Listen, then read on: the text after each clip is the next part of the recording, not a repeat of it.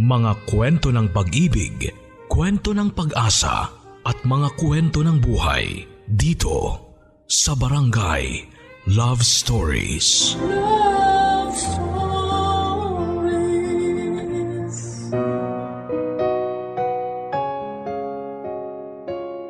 May mga nagagawa tayo na kapag pangit ang epekto, sinasabi natin na hindi na natin uulitin. Pero paano kung nasa harap mo na uli ang parehong sitwasyon? Kakalimutan mo ba ang pangakong hindi na mauulit o susubukan mong muli dahil baka maging maganda ang katapusan? Sabi nga, ang tunay na kaibigan, nagpapasaya, nagmamahal, nagpapaiyak, pero higit sa lahat ay nagbibigay halaga. Magkaroon man ng aberya, ang problema ay mabilis na naaapula. Ngunit may mga pagkakataon talaga na susubukin ang samahan hanggang sa sukdulan. Pagka ganon, masasabi ba na biktima sila ng mapaglarong kapalaran? Pakinggan natin ang bahaging ito ng buhay ng kabarangay natin na si Tonton. Dito sa mga kwento ng pag-ibig, buhay at pag-asa sa nangungunang Barangay Love Stories.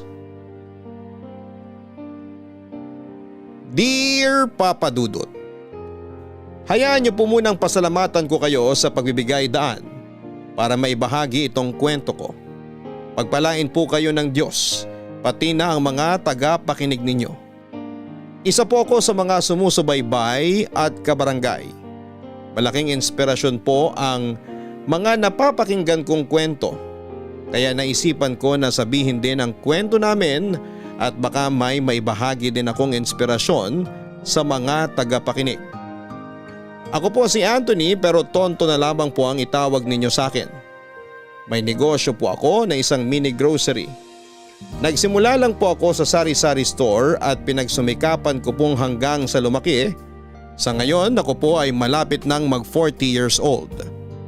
Nangyari po ang kwento noong 20 taong gulang pa lamang ako. Mayroon po akong kaibigan, masasabi ko pong best friend siya. Siya po ay si Darling. Babae po siya at yun po ang ipinangalan sa kanya ng mga magulang niya. Kaedad ko po si Darling.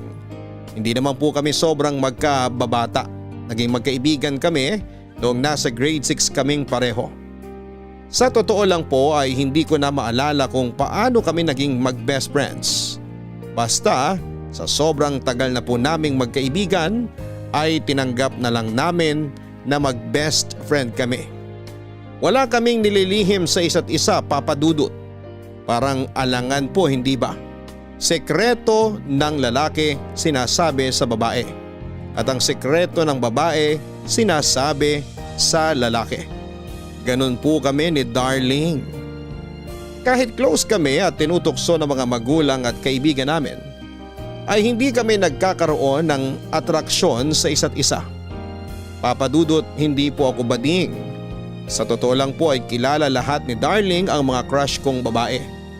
Hindi lang po siguro siya ang tipo ko at sigurado po ako na hindi din ako ang tipo niyang lalaki. Kasi mahilig po sa gwapo si Darling at hindi po ako yon. Hindi naman po ako sobrang pangit, pero aaminin ko po na hindi ako gwapo. Ewan po kung yon ang dahilan kung bakit lagi akong busted. O baka hindi po talaga ako marunong dumiskarte. Pero si Darling po, sa dinami-rami nang sinabi niyang crush niya, ay talagang patay na patay siya sa isang transferee noong 4th year high school kami. Siya po si Ronnie. Malakas ang appeal ni Ronnie bukod sa talaga namang pong gwapo. Hindi nawala ang pagkagusto ni Darling sa kanya kahit nagkolehiyo na kami. Sa malapit lang din po kasi sa amin tumira ang pamilya ni Ronnie noong lumipat siya ng eskwelahan. At doon na sila nagsettle, Papa Dudut.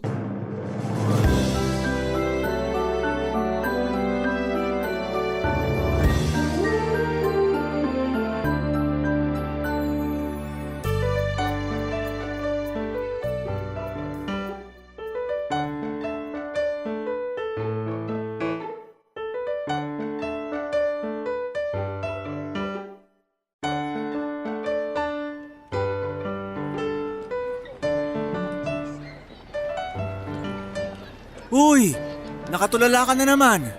Wala, may iniisip lang ako. Dapat naman. Kasi nakakatakot kung nakatulala ka pero wala kang iniisip. Katawa ka. Bakit di ka tumawa? Ha ha. Oh, happy? Hindi. Itong aga-aga ang lakas mambasag. Sandali. Anong balita kay Course?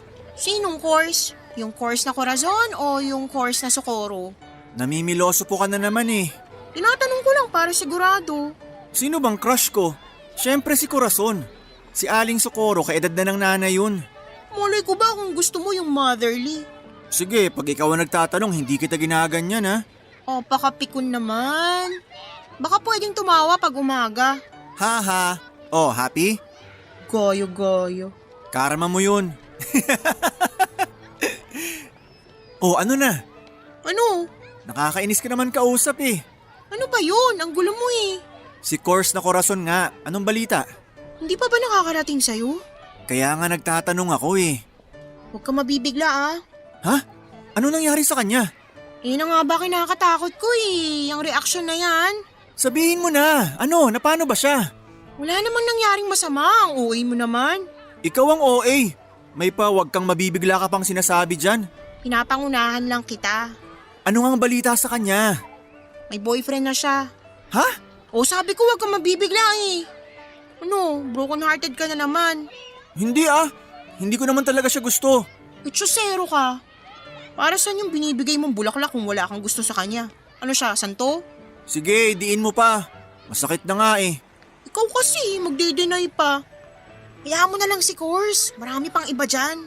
Sa sobrang dami, walang may gusto sa akin. Darating din yung para sa'yo. Iba na nga lang pag-usapan natin. Sige, si Ronnie naman. Wow, ang bilis ko maambyo ah.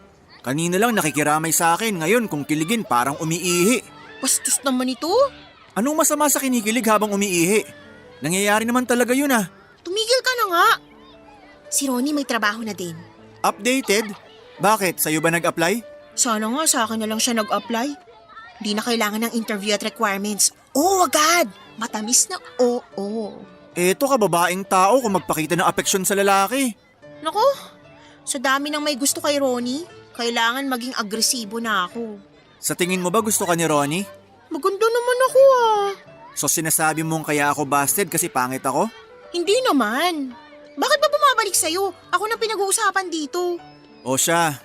So tingin mo gusto ka niya dahil maganda ka at tingin mo mahal mo siya dahil gwapo siya. Siyempre pati yung feelings. Assess mo muna yung feelings mo, baka hindi naman totoo. At si Ronnie, alam mo kung ilan na yung naging girlfriend at ilan beses na nakipaghiwalay sa girlfriend. Sige ka, baka isa ka sa maging numero. Alam mo nakakainis ka. Kung ganda mo lang ang basihan para magustuhan ka niya, aba matakot ka. Kasi mas marami pang mas maganda kaysa sa'yo. Ang nega mo. Hoy, gising. Totoo ang sinasabi ko. Basta, Basta ano? magiging kami. Bahala ka nga. Ano, hindi ka ba bibili? Baka sabihin social tong sari-sari store ko. May security guard. No? Bawal na tumambay? Kainis ka. Soft drinks, tsaka yung tinapay na yun. Isa lang. Papadudot kung ako ay nawawala na ng pag-asa, si Darling naman ay punong-puno ng pag-asa. Naniniwala siya na magiging sila ni Ronnie habang ako nung panahon na yon. Pakiramdam ko ay si Course na ang huli kong liligawan. Sinabi ko na magko-concentrate na lamang ako sa tindahan. Baka sakaling pag yumaman ako, may magkagusto pa sa akin. Habang ako ay abala sa tindahan, si Darling ay abalang-abala kay Ronnie. Lahat ng pagpapapansin ay ginagawa niya. Pagkatapos mag-basketball ni Ronnie ay niyayaya niya sa tindahan ko para ilibre pa ng merienda. Yun nga lang ay maraming nakakaaway si Darling dahil madami talagang may gusto kay Ronnie. Pero handa si Darling. Daig pa niya ang bakod kung makapagprotekta kay Ronnie. Pati ako ay nadadamay kasi syempre hindi ko naman po pwedeng pabayaan lang ang kaibigan ko. Hindi naman po ako nakikipag-away, taga-awat lang po ako. Pero yung iba kasi ay agresibo, kahit ako ay inaaway. Nagbunga naman ang pagpapapansin ni Darling kay Ronnie dahil hindi nagtagal ay naging sila.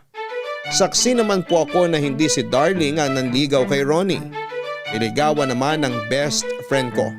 Kaya yung saya niya ay abot hanggang Kalawakan, Papa Dudut.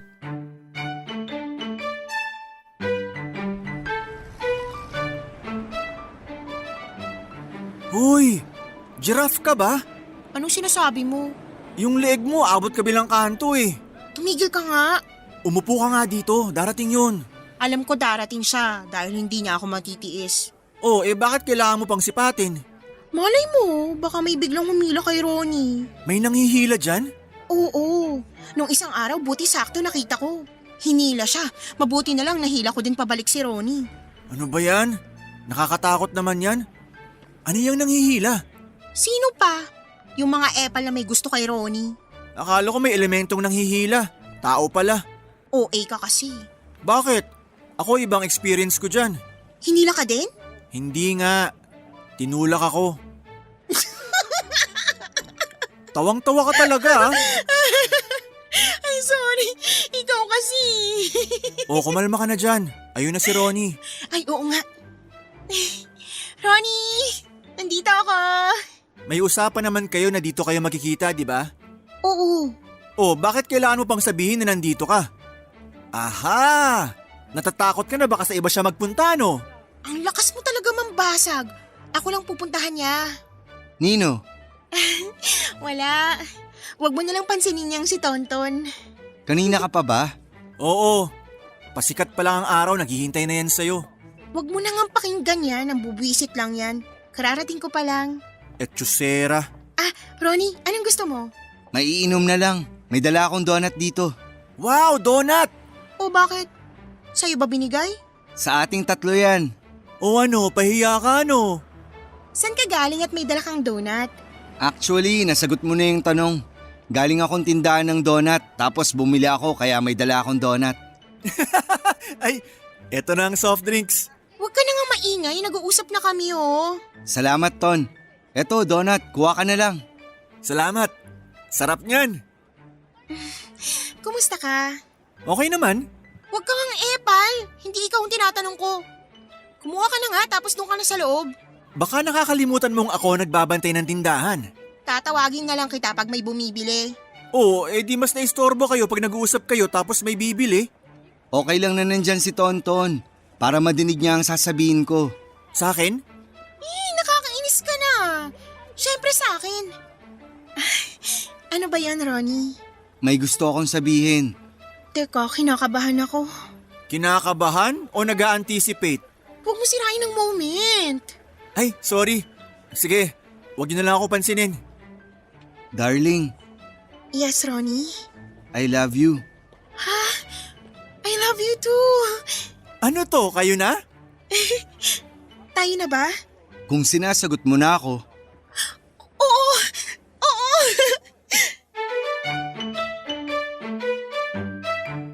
Masaya ako para kay Darling, pero syempre mas masaya siya para sa sarili niya. Nakamit na niya yung matagal na niyang pangarap. Syempre din po ay hindi nawawala ang mga galit kay Darling dahil kay Ronnie. Yung mga bitter na hindi sila ang niligawan. Naging masaya ang samahan nila. Yun nga lang ay hindi na sila madalas na tumatambay sa tindahan ko kasi lagi na silang nagde-date sa labas. Pero paminsan-minsan ay nakakasama nila ako kung may mga lugar na pupuntahan. Sabi ni Darling para daw malibang ako dahil sa wala akong partner. Mas na-stress po ako kasi silang mag-partner, ako naman ay mag-isa. Isa po akong third wheel pero pinipilit namang iparamdam sa akin ni Darling na belong ako at hindi sabit lang. May mga moments sila pero sinisiguro ni Darling na may mga moment kaming dalawa at may moments kaming tatlo. Kaya masasabi ko na masaya ako sa concern ni Darling sa akin at masaya ako sa happiness niya. Pero syempre kahit masaya ako, para sa kanila ay hindi pa din ako nagkulang ng paalala kay Darling na huwag maging mapusok. Hanggang sa nangyari ang isang bagay. Papa Dudut, nagkita kami ni Darling pero hindi siya yung usual na Darling na nagpupunta sa tindahan ko. Parang may mabigat siyang bit-bit na hindi maintindihan. Para siyang balisa. Kinabahan ako at parang alam ko na, pero ayaw kong tanungin. Gusto ko na siyang magsabi kasi baka naman mali ako. Nung handa na siyang magkwento, sinabi na niya ang isang pasabog. Papa Dudut, buntis po si Darling. Hindi niya namalaya na 2 buwan na pala ang tiyan niya. At kahit may kutob na ako, pero parang huminto pa din ang paghinga ko sa mga nadinig ko. Pero hindi po ako nagpapahalata. Kailangang mukhang malakas ako para sa kanya. Baka pag naawa ako sa kanya ay lalo siyang madown. Kaya pinilit kong pagaanin ang usapan. Pinakalma siya at saka kami nag-usap ng masinsinan. Tinanong ko siya kung alam ba ni Ronnie. Hindi pa daw. Yon ang ipinayo ko. Masaya ako na sa akin niya unang sinabi, pero kung may unang dapat makaalam, yun ay dapat na si Ronnie. Kasi silang dalawa ang may gawa ng nangyari. Sinabi ko na dapat mag-usap sila para maiayos at maplano ang susunod na gagawin. Handa ka na ba? Oo. Mag-relax ka lang ha. Oo, pero natatakot ako. Saan? Sa pwedeng mangyari. Ano naman ang mangyayari? Hindi ko alam. Basta sabihin mo ang lahat. Sige, pero bubuelo ako. Oo, kung paano mo gustong sabihin, bahala ka. Basta masabi mo. Salamat, Ton. Ano ba? Magkaibigan tayo, no? Natatakot ako. O, balik sa umpisa. Kumalma ka at sabihin mo lang sa kanya. Sige. Hi guys! Maiwan ko muna kayo. Anong nangyari dun? May gagawin ata sa loob. Ah, okay. Kamusta ka? Anong plano mo bukas? Plano? May pupuntahan ka ba bukas? Wala. Punta tayo sa Pangasinan. Dalawin natin ang mami ko. Talaga? Sige. Sunduin kita ng 5:00 ng umaga. Oo, maghahanda na ako ng maaga. Ang tagal ko nang hindi nakikita sila mami eh. Sakto naman. Sakto? Oo. Oo nga. Ang tagal nang wala nila mami dyan eh. Mas gusto niya kasi sa probinsya. Mas maganda naman kasi sa probinsya. Talaga ba? Mas gusto mo sa probinsya? Ha? Kahit saan basta magkasama tayo. Kasi kung mas gusto mo dun, para kang si mami. Alam mo ba na hindi talaga kami taga Pangasinan? Ngayon ko lang nalaman. Hindi kasi natin napag-uusapan ng mami mo eh. Maynila talaga kami.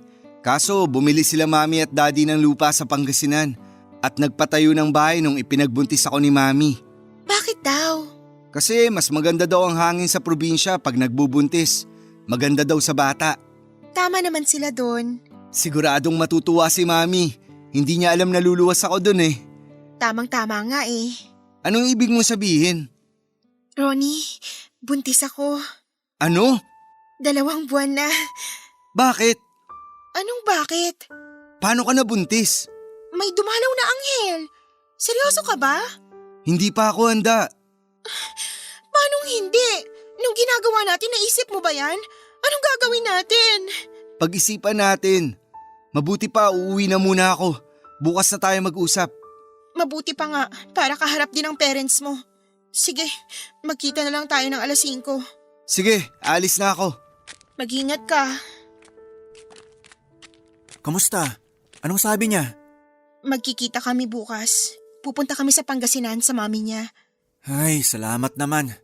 Salamat din. Teka, anong oras kayo magkikita? 5:00 ng umaga. Nako, umuwi ka na't matulog. Maaga pala kayo bukas. Oo nga. Sige, uuwi na ako.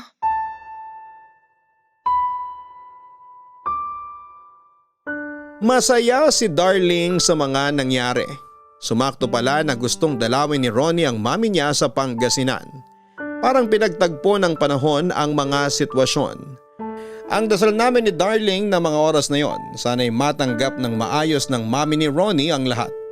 Kung hindi man ay sigurado naman ako na hindi pababayaan ni Ronnie si Darling.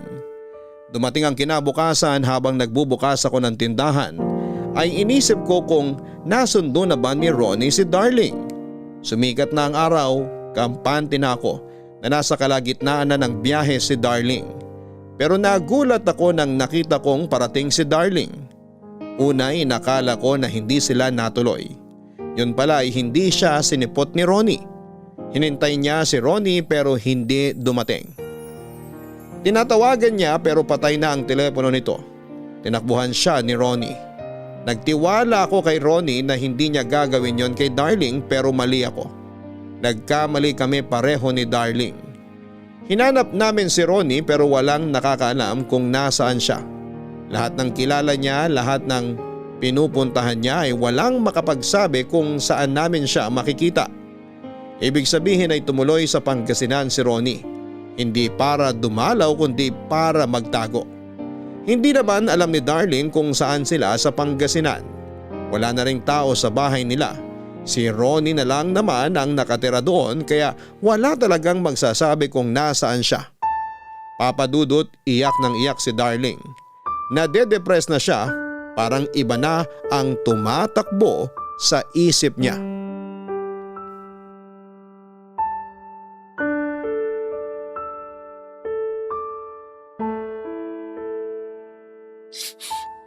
Darling, uminom ka muna. Salamat. Mag-relax ka lang ha. Tonton, ano bang nangyayari sa akin? Relax ka lang. Kasalanan ko to. Huwag mo nang sisihin ang sarili mo. Mas lalo ka lang malulungkot niyan eh. Anong gagawin ko? Wala na bang balita kay Ronnie? Hindi siya sumasagot sa mga tawag at text ko eh. Ano bang nangyari kay Ronnie? Napakaduwag naman niya. Tatakbuhan niya responsibilidad niya. Kasalanan ko to. Kung merong may kasalanan dito, dalawa kayo. Kaya wag mong sarilinin. Hindi kasi ako nag-iingat eh. Tumigil ka na nga. Pinahihirapan mo lang sarili mo eh. Hahanapin natin siya. Paano? Nagtago na siya. Kahit magtago siya, hindi siya makakatagal. Lalabas at lalabas siya. Hayaan mo na siya. Hayaan? Paano ka? Paano yung dinadala mo? Bahala na. Bahala na. Nasabi mo na ba yan sa mga magulang mo? Pag nalaman nila to siguradong itatakwil nila ako. Kaya mabuti pang mawala na din ako. Ano bang sinasabi mo? Tumigil ka nga dyan. Ano bang gagawin ko? Sinira ko ng buhay ko. Sinira mo na nga, wawasakin mo pa. Mas mabuti kung ayusin mo yan. Paano? Ipapalaglag ko to? Matakot ka sa Diyos. Kung itutuloy ko siya, wala nang mangyayari sa akin. Hindi kasalanan ng bata ang mga nangyayari. Kasalanan ko na nga eh. Ang tigas ng ulo mo. Naiinis na ako sa'yo ah.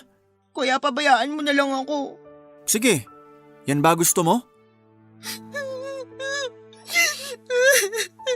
Sira ng buhay ko. Paano maaayos kung ganyan ka mag-isip?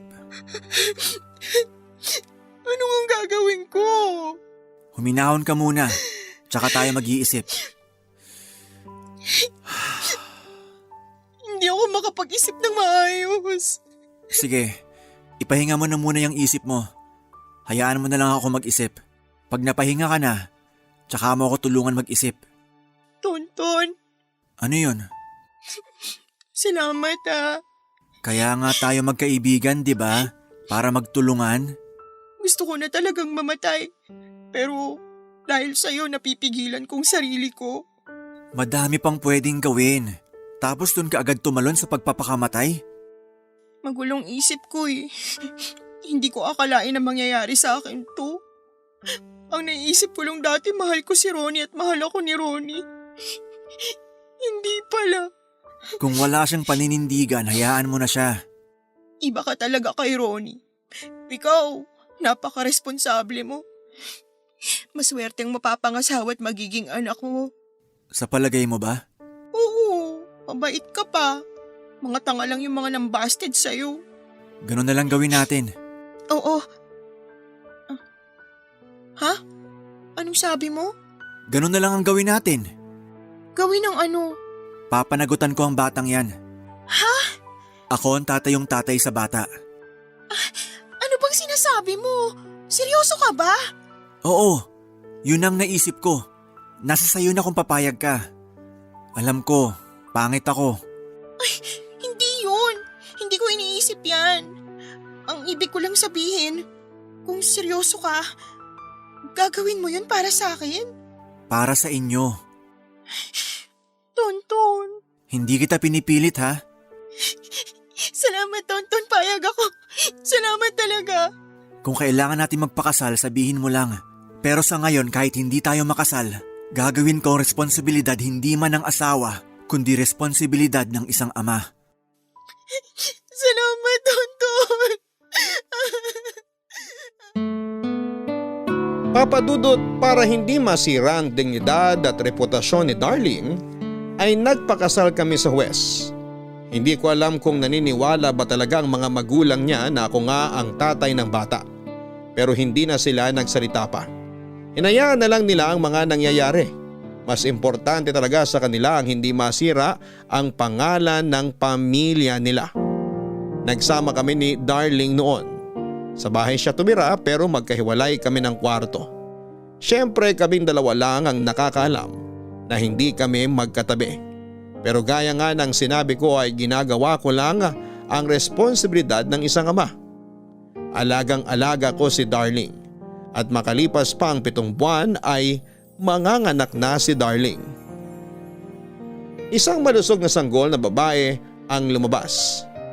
Magandang bata pero wala akong pakialam kung sabihin nila na hindi ko kamukha. Bakit ba? E di kamukha ng nanay niya. Para malapit sa pangalan ni Darling ay pinangalanan namin siyang Honey. Papa Dudut, naalala ko noong habang nanganganak si Darling, grabe, hindi ako mapakali sa ospital. Pakiramdam ko talaga ay anak ko ang lalabas. Pero para sa akin ako talaga ang tatay niya. Dahil magkahiwalay kami ni Darling ng kwarto ay salitang kami sa pagpabantay. Pero mas ako ang napupuyat dahil sa umaga si Darling naman ang talagang nakatutok kay baby. Papa Dudut, para sa akin ay sulit lahat ng puyat ko dahil napakalapit sa akin ni Honey. Mas close pa siya sa akin kesa kay Darling. Kaya naman kami ang magkasama sa tindahan.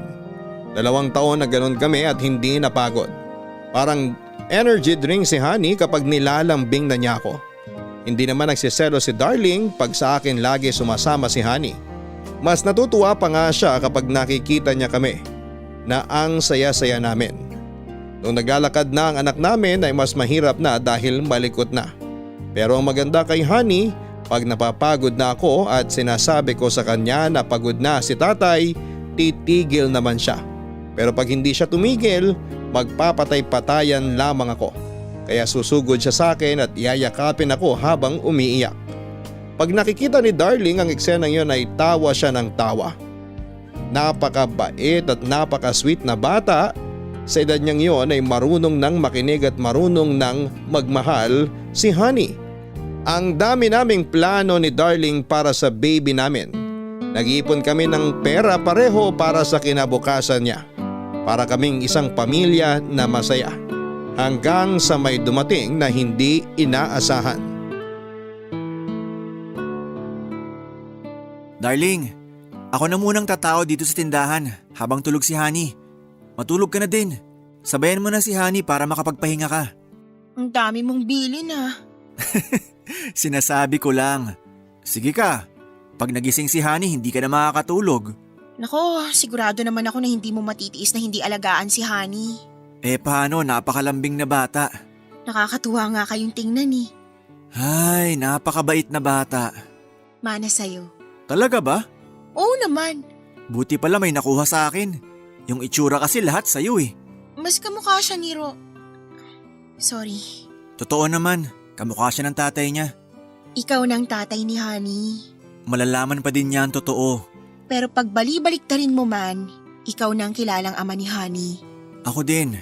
Ano man ang mangyari, anak na ang tingin ko sa kanya. At hindi magbabago yon. Salamat. Hindi. Salamat. Salamat sa'yo. Ano ba yan? Ayokong umiyak ang aga-aga. Matulog ka na nga doon, tabihan mo na si Honey. Oo nga. Sige, mamaya ako naman ang tatao dyan. Kasi sigurado, sa'yo na naman tatakbo si Honey pagkagising niya. Oo nga, kaya matulog ka na. Good morning. Tonton, Oh, bakit? Anong ginagawa mo dito? Nandiyan ba si Darling? Pwede ba, Ronnie? Umalis ka na nga. Huwag ka namang gulo dito. Gusto ko lang siyang makausap. Hindi siya makikipag-usap sa'yo. Bakit ikaw ang nagdidesisyon?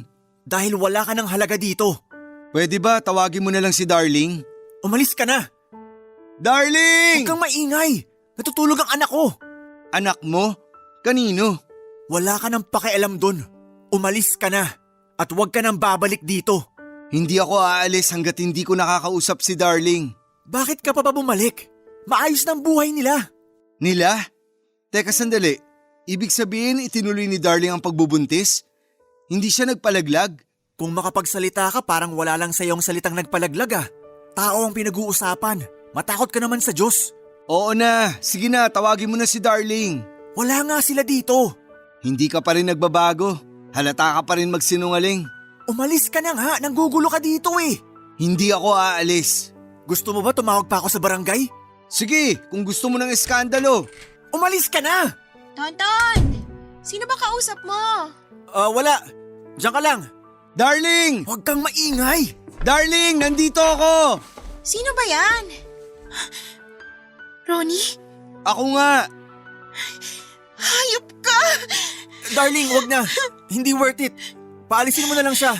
Darling, gusto lang kitang makausap. Pagbigyan mo naman ako. Umalis ka na kasi. Wala ka ng lugar dito. Darling!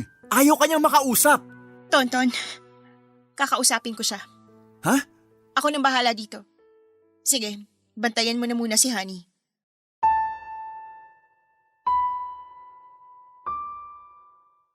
Papa Dudut, pinayagan ko din silang magkausap. Ayaw ko sana pero naisip ko din na para magkaroon na sila ng closure. Habang nag-uusap sila ay pinagmamasdan ko ang anak ko. Sa totoo lang, Papa Dudut, nung dumating si Ronnie ay natakot talaga ako. Parang pakiramdam ko ay ilalayo niya sa akin sina Darling at Honey. Pero nilakasan ko ang loob ko. Alam na ni Darling ang gagawin at sigurado akong tinatapos na ni Darling ang ugnayan nila. Pero mali na naman ako, Papa Dudut. Matapos nilang mag-usap ni Ronnie ay umalis si Ronnie. Akala ko ay ayos na. Pero kinausap ako ni Darling sa napagkasunduan nila. Papa Dudut, ang sakit-sakit nung sabihin sa akin ni Darling na sasama siya kay Ronnie. Na-realize na daw ni Ronnie ang kamalian niya. Kaya gusto na niyang makipagbalikan kay Darling. Hindi ko alam kung ano ang naramdaman ko, Papa Dudut. Pero alam ko na hindi galit ang nararamdaman ko noon kay Darling. Mas galit ako kay Ronnie. Pero hindi ko kayang magalit kay Darling. Lalo na pag naiisip ko si Honey. Pero para akong pinagsakloban ng langit at lupa. Parang sasabog ang puso ko.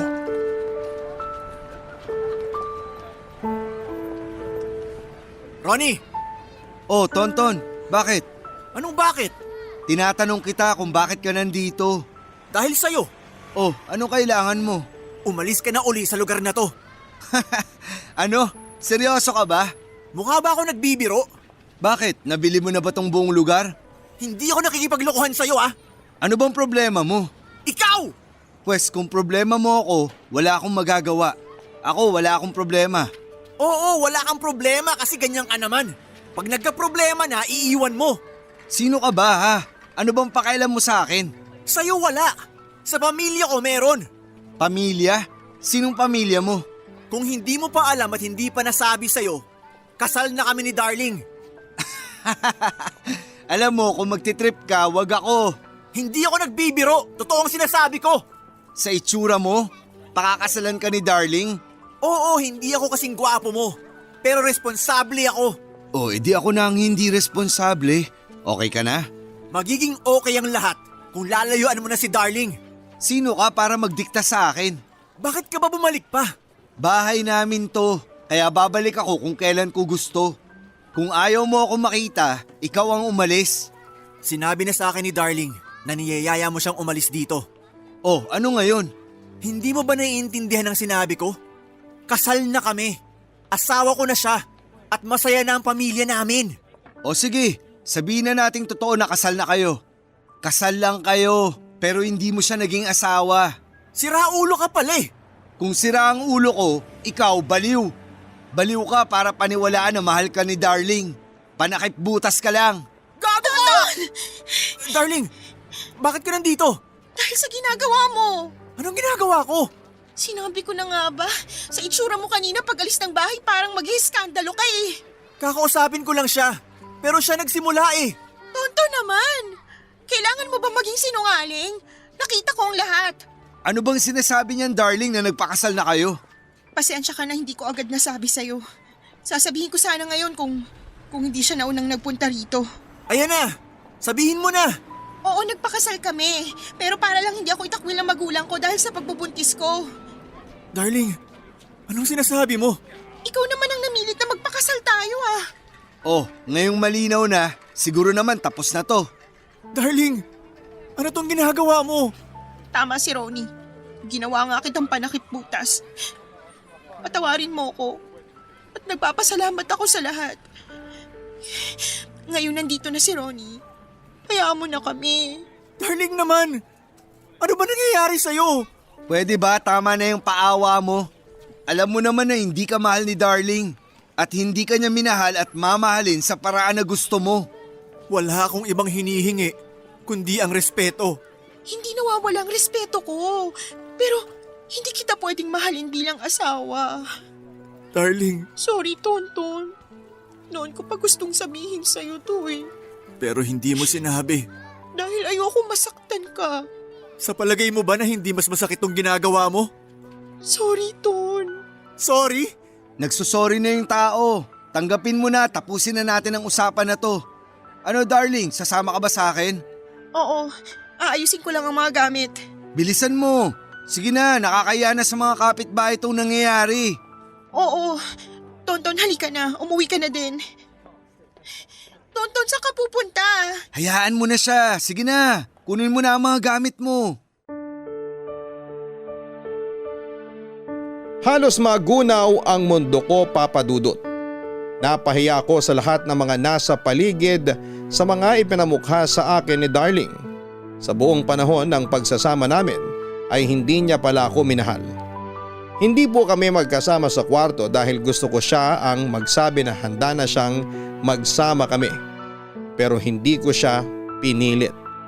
Kahit ganoon ang sitwasyon namin ay inakala kong may pagmamahal nang nabubuo si Darling para sa akin dahil sa ginawa ko. Akala ko tulad ko ay matututunan naming mahalin ang isa't isa dahil nga sa isa na kaming pamilya. Pero mali pala ang iniisip ko. Masyado akong naghangat. Napakalaki ng pagkakamali ko sa ginawa kong pagtansya sa sitwasyon naming dalawa. Tanggap ko na noon na wala na nga sigurong magkakagusto sa akin. Pero hindi ko naman po inaasahan na ganoon din pala ang tingin ni Darling na wala akong matatanggap na pagmamahal sa kanya. Pero dahil nga po sa naramdaman ko noon mula nang maging isang pamilya kami ay naging masaya kami sa araw-araw at doon nagsimula ang ilusyon ko na may pagmamahal nang nabubuo para sa akin ang puso ni Darling. Ang hindi ko po matatanggap ay yung nawala na rin si Honey sa akin. Siya na kasi ang buhay ko, Papa Dudut. Hindi ko siya tunay na anak pero mas higit pa doon ang nararamdaman ko. Mahal na mahal ko ang anak ko. Pero wala akong habol. Kahit kasal pa kami ay hindi naman ako ang biological father ni Honey. Kahit nagmumukha akong tanga ay nagmamakaawa ko kay Darling noon na huwag na silang umalis. Sobrang pakikiusap ko at para akong nanlilimos ng pagmamahal sa mga taong minahal ko ng lubos. Pero buo na ang isip ni Darling. Desidido na siyang sumama kay Ronnie. Kung ano-ano na po ang naglalaro sa isipan ko ng mga panahon na yon dahil sa mga nangyayari. Papa Dudut, hindi man lang na ibalik ni Darling sa akin ang pagmamahal na ibinigay ko ay hindi ako namilit na maramdaman din yon pabalik. Pero ang pagmamahal ko sa anak namin ay alam kong buong buo dahil mahal na mahal din ako ng bata. Ako na ang kinikilalang ama ni Honey at paano na siya kung hindi na niya ako makikita? Paano na ang anak ko? Kaya para akong batang humahagulhol sa harapan ni Darling habang nakaluhod. Abot-abot ang pagmamakaawang ginawa ko. Habang iyak ako ng iyak ay nakaupo lang si Darling at tahimik. Walang sinasabi. Nang magkalakas loob siya ay sa kanya sinabi ang isang bagay na ikinagulat ko. Isang bagay na hindi ko alam kung ikakatuwa ko ba o ikakalungkot.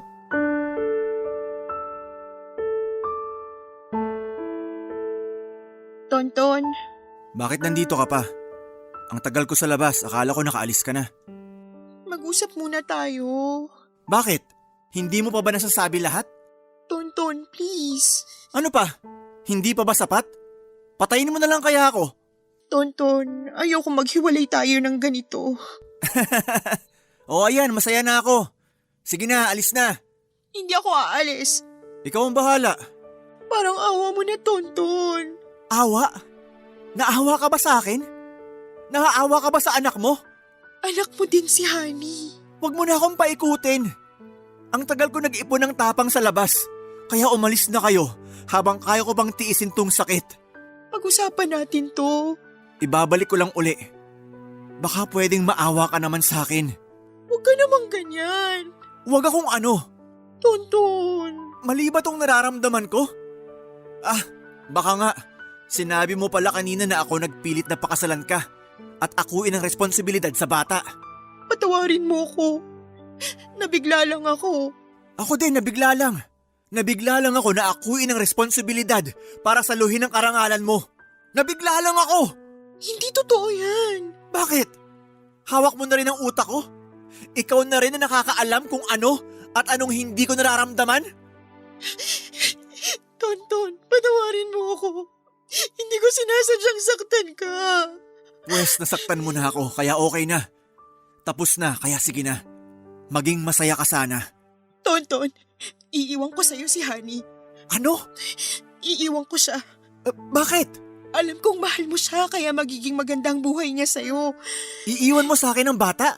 Anak mo siya. Anak mo din siya. Iiwan ko na siya sa'yo para hindi ka malungkot. Alam ko na malulungkot kapag nawala siya kaya iiwan ko siya sa'yo. Ano bang sinasabi mo? Ikaw ang nanay niya. Ayaw mo ba siya dito? Gusto ko. Pero baka ikaw naman ang hanapin niya. Hindi niya ako hahanapin.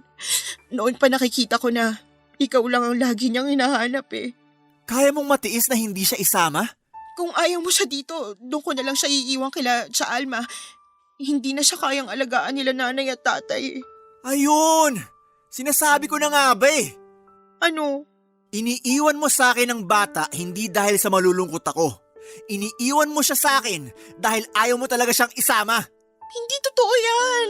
Darling naman, kilala kita. Kilalang kilala. Kung ayaw mo sa kanya, di wag. Madali lang namang sabihin. Ano ang totoo, darling? Bakit mo iiwan ang bata? Para sa'yo. Yung totoo! Oo na! Ayaw isama ni Ronnie ang bata. Kinikilabutan ako sa inyo. Itinatapon niyo ang sarili niyong anak. Ano bang gusto mo? Hindi ba gusto mo nandito si Honey? Ayan na! Iniiwan ko na sa'yo. Ano pa bang gusto mo? Ang gusto ko, huwag kang umalis. Dito ka lang. Magpakita ka sa anak mo habang lumalaki siya. Hindi nga pwede! Sige, yan ang gusto mo? Sige, sa akin na si Honey. Baka nga mas maging hindi maganda ang buhay niya kung ang mga kagaya niyo magiging magulang niya. Sige na, iwan mo na si Honey. Umalis ka na at huwag na kayo magpapakita kahit kailan. Tonton! Sayang naman ang luha mo kasi wala namang ibig sabihin. Kaya itigil mo na. Naiintindihan kita. Patawarin mo ako. Paalam, Tonton.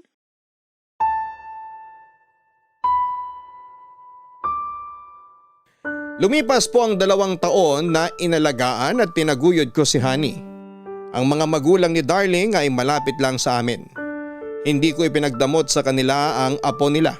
Naintindihan nila ang sitwasyon ko. Alam nila na sinalo ko ang responsibilidad para huwag masira si Darling at dahil doon ay malaki ang utang na loob at respeto nila sa akin. Tuwang-tuwa sila kapag kinakausap sila ni Honey. Natutuwa din ako dahil napakadaldal ng bata. Ikinakatakot ko na baka isang araw na tanungin na niya kung nasaan ang nanay niya. Hindi ko alam kung sasabihin ko ba ang totoo o magsisinungaling ako. Hindi po kasi ako magaling magsinungaling lalo na sa isang bata. Pinipilit kong alisin sa isipan ko yon at isa pa po kahit imposible ay ipinagdarasal ko na huwag na sana niyang malaman ang tungkol sa katotohanang hindi ako ang tunay niyang ama. Pero karapatan po niya yon, kaya gulong-gulo po ang isip ko. Matalinong bata pa naman si Honey. Malaki-laki din po ang naipon ko para sa future ni Honey ng panahon na yon. Nakakuha na ako ng mga educational plan hanggang sa magkolehiyo siya. Papadudot, nag-iisip ako noon kung darating man ang araw na malalaman niya ang lahat ay hindi ko alam kung handa ba ako. Sana lang ay handa ako pagdating ng araw na yon. Pero ng oras na yon ay yung hinaharap na muna ang iniintindi ko kung paano ko pa maibibigay ang lahat para maging masaya at mabuting tao siya. Hindi ako napapagod sa pag-aalaga sa kanya at lalong hindi ako napapagod na mahalin siya bilang karugtong ng puso ko bilang anak ko. Anak, maglaro ka lang dyan ha. Nandito lang si tatay. Punta ka lang dito pag may kailangan ka ha. Mag-aayos lang ng tinda si tatay. Tonton, Po? Darling? ako nga. Ba't ka nandito? Anong ginagawa mo dito? Gusto ko kayong makita. Ano na naman to? Darling naman! Gusto ko lang kayong makita. Kumusta? Huwag mo akong kamustahin. Ano kailangan mo? Ano to? Bumabalik ka para kunin si Honey? Hindi ko siya ibibigay. Tonton, makinig ka muna. Hindi! Ngayon ihaharang ko ng sarili ko. Ipaglalaban ko si Honey hanggang kamatayan. Tonton, hindi ganun. Nasaan na si Ronnie?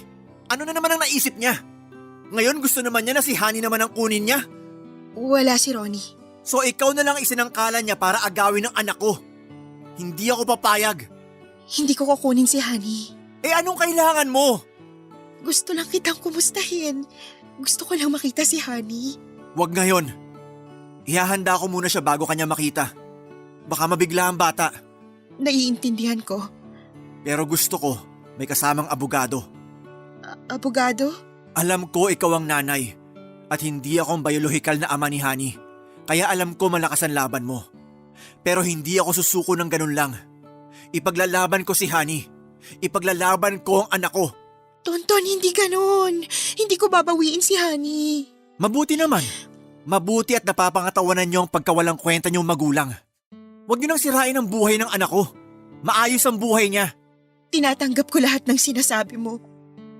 Patawarin mo ko. O nasan si Ronnie? Nasa bahay nila? Wala siya. Umalis na siya. Nasa Amerika na. Ano? Iniwan niya ako. Hindi niya daw ako kayang buhayin. Ano?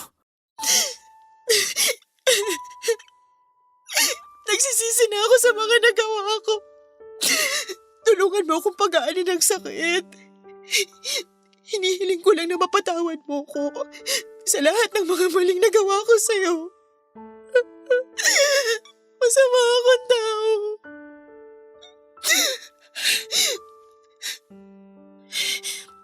Naiintindihan ko kung hindi mo ako mapapatawad. Pasensya ka na. Salamat ulit sa lahat. Aalis na ako. Sandali. Sige. Pinapatawad na kita. Salamat, Tonton. Sige.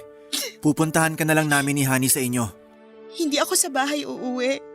Bakit? Saan ka nakatira ngayon? Hindi ko pa alam. Kakagaling ko lang sa Pangasinan. Pinaalis ako ng mami ni Ronnie. Bakit hindi ka sa inyo umuwi? Galit sila nanay at tatay sa akin eh. Sobra-sobrang kahihiyan na daw ang inakyat ko sa kanila. Naiintindihan ko din sila. Kasalanan kong lahat ng to. Inaamin ko. Kanino ka tutuloy? Bahala na. Anong bahala na? Nahihiya din ako sa ibang kamag-anak ko dahil sa mga nagawa ko eh.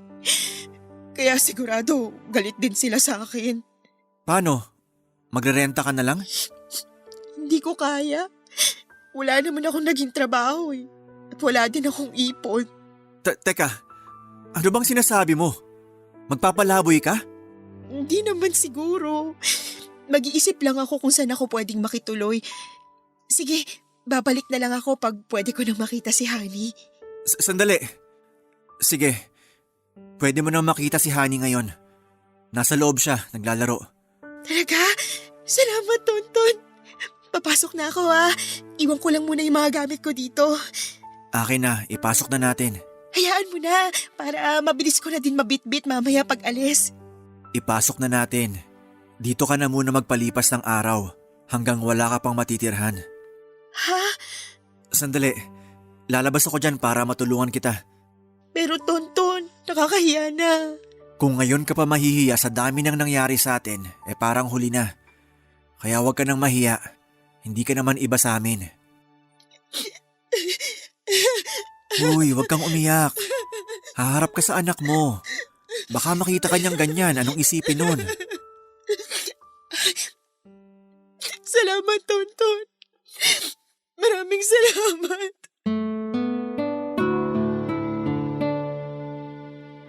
Papa Dudut, hindi ko pa din natiis si Darling. Sa bahay na siya tumuloy at hindi ko na din siya pinaalis pa. Madali naman siyang natanggap ni Honey, siguro'y lukso ng dugo at natatandaan pa niya ang nanay niya. Wala nang naging balita kay Ronnie. Mula nang umalis ito papunta ng Amerika. Natanggap at napatawad na din si Darling ng mga magulang niya. Napatawad nila si Darling para na rin sa apo nila. Papa Dudut, ilang taon na ang lumipas at nagamit na lahat ni Honey ang mga educational plan na kinuha ko. Patapos na siya ng kolehiyo. Magdedebut na siya sa susunod na taon at syempre pinaghahandaan ko yon ng sobra. Gusto kong maganda ang debut ng anak ko. Sa dami ng taon na lumipas ay nanatili kaming magkakasama sa isang bahay nila Honey at Darling. Hindi pa din kami nagkaroon ng relasyong mag-asawa. Pero nanatili kaming matalik na magkaibigan pa rin dahil sa aming anghel. Si Honey ang nagsilbing napakalaking blessing ko. Dahil ang dating sari-sari store ko ay isa ng mini grocery. Yan po ang kwentong pag-ibig ko, Papa Dudut. Hindi man naging successful ay naging masaya pa din ako dahil sa pag-ibig na ibinibigay sa amin ni Honey at sa pag-ibig namin ni Darling kay Honey. Maraming salamat po, Papa Dudut. Ang inyong forever kapuso at kabarangay, Tonton. Mayroong matandang kasabihan na kapag may hinahanap ka at hindi mo makita, sasabihin sa iyo. Kung ahas lang ang hinahanap mo ay malamang ay natuklaw ka na. Ibig sabihin noon ay nasa harapan mo na lamang pala ang hinahanap mo pero hindi mo pa makita. Ganyan din ang nangyari kay Darling, ang tamang tao pala ay nasa harapan na niya pero hindi niya pa pinansin. Dahil ang atensyon niya ay nasa iba na hindi naman nagpakita ng maganda pero nabulagan siya. Kumbaga nasa kamay na niya ay binitawan pa niya para humawak ng iba na mas naakit siya. Minsan ang isang magandang regalo ay hindi laging nasa kumikinang na pambalot. Dapat ay buksan mo muna ito para makita ang nilalaman. Hindi yun nagawa ni Darling pero pasalamat siya dahil kung wala si Tonton at iniwan niya ang anak niya sa kung kanino o kung saan ay baka hindi naging kasing ganda ang kinabukasan nito. Kaya maliit man o malaki ay dapat nating laging pahalagahan ang mga nagagawa sa atin ng iba. Hanggang sa muli mga kapuso, ako po ang inyong si Papa Dudut sa mga kwento ng pag-ibig, buhay at pag-asa sa Barangay Love Stories #1. Sabay-sabay nating pakinggan ang iyong kwento ng pag-ibig, buhay at pag-asa. Ipadala lang sa barangaylovestories@yahoo.com. Nagustuhan ng iyong napakinggan? Ituloy yan via live stream sa www.gmanetwork.com/radio.